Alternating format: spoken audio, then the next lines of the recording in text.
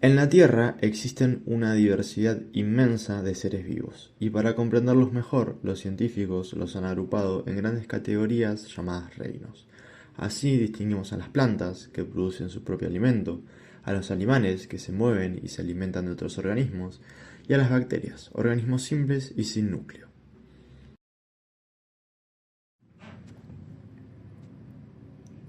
Pero hay un reino que durante siglos estuvo oculto a simple vista, y que no encajaba del todo en ninguno de los anteriores: el reino fungi, formado por organismos fascinantes, los hongos, los cuales cumplen funciones esenciales en los ecosistemas y en nuestra vida cotidiana. Acompáñennos a descubrirlos.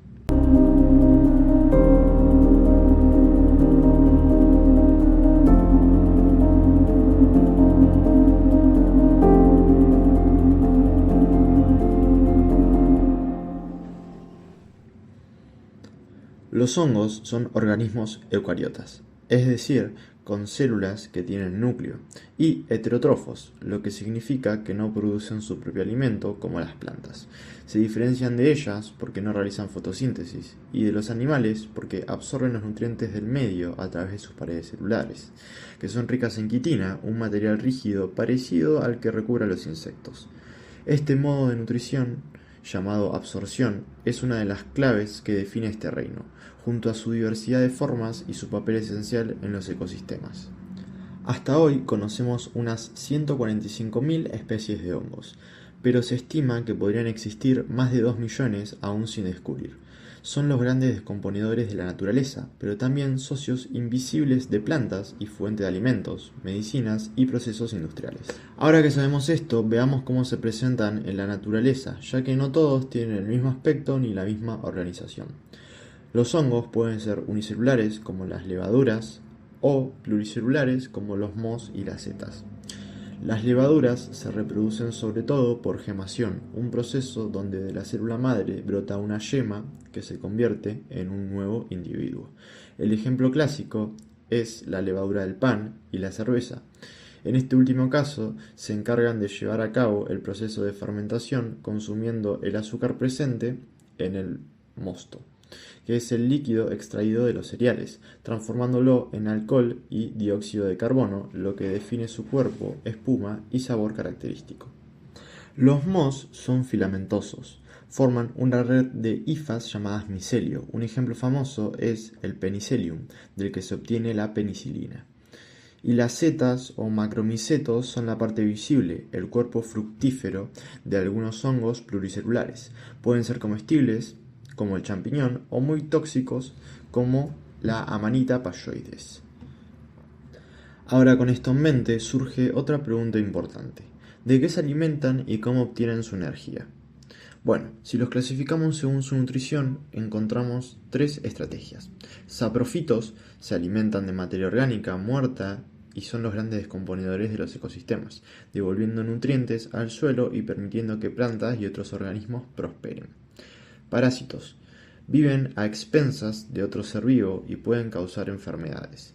Algunos atacan plantas, otros insectos e incluso animales, afectando la biodiversidad y agricultura. Simbióticos establecen relaciones en beneficio mutuo. Ejemplos clásicos son los líquenes, donde hongo y alga conviven, y los micorrizas, asociación obligada entre hongo y raíces de plantas que mejora la absorción de nutrientes. Estas asociaciones han sido cruciales para la colonización de las plantas en la Tierra. Estas estrategias de alimentación son solo una parte de su diversidad. Para ordenarlos mejor, la micología moderna los clasifica en grandes grupos según sus características y estudios genéticos. Los principales grupos son quitridiomicetos, hongos acuáticos con esporas flageladas llamadas zoosporas, simples y microscópicos. Un ejemplo es Batrachochitrium dendrobatidis, patógeno de anfibios. Zigomicetos, tradicionales mohos del pan, con micelio sin tabiques y esporas sexuales llamadas zigoesporas. Rhizopus stolonifer es un ejemplo. Glomeromicetos forman micorrizas arbusculares obligadas con las plantas. En esta asociación el hongo aporta a la planta nutrientes minerales y agua, mientras que recibe hidratos de carbono y otras sustancias que no puede sintetizar por sí mismo. Sus esporas sexuales, llamadas glomerosporas, aseguran su reproducción y supervivencia. Ascomicetos o hongos en saco producen ascosporas dentro de estructuras llamadas ascos. Aquí encontramos levaduras, mohos y trufas, muchos con gran importancia industrial. Basidiomicetos, hongos de sombrero que forman basidiosporas en basidios. Incluyen setas, champiñones y hongos de pudrición de madera. Y grupos más recientes como Cryptomicota, que a diferencia del resto de los hongos, estos carecen de pared celular, lo que ha hecho pensar a los científicos que estos hongos pueden ser parásitos fagotróficos, es decir, que meten la comida dentro de la célula y la digieren dentro. Ya vimos los grandes grupos en que se clasifican, pero para comprenderlos mejor conviene mirarlos desde dos niveles, lo que vemos a simple vista y lo que revela el microscopio. A nivel macroscópico vemos las setas, los champiñones, las trufas o los mohos sobre los alimentos.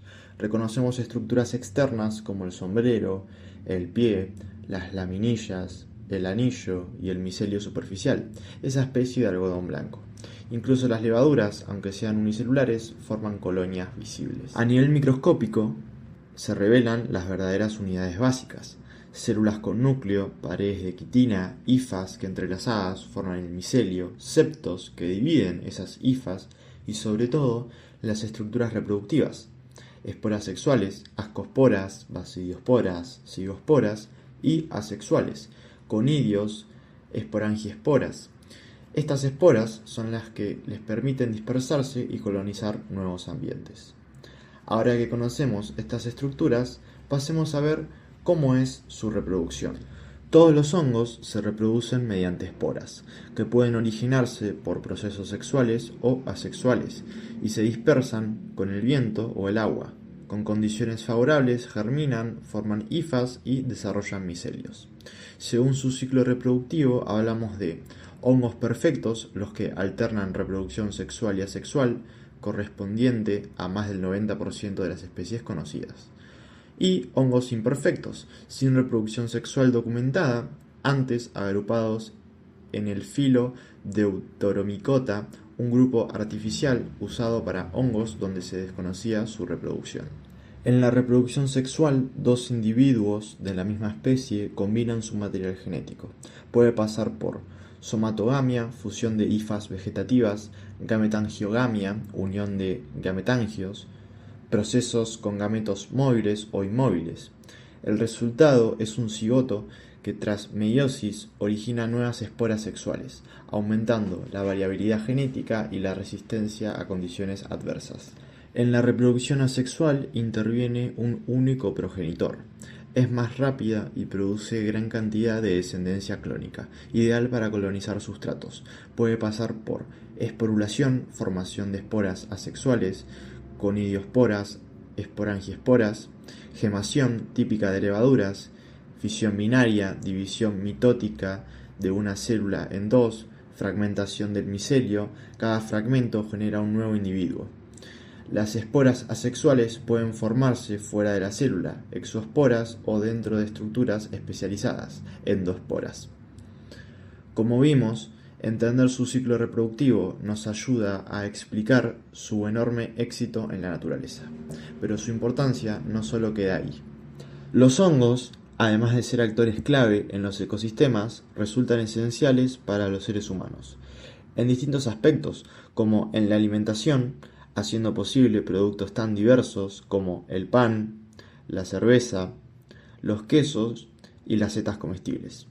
En la medicina han dado origen a compuestos revolucionarios como la penicilina, la ciclosporina o las estatinas. O en biotecnología, donde se utilizan sus enzimas y capacidades fermentativas en la producción industrial, además de participar en el control biológico de plagas y en la obtención de nuevos productos.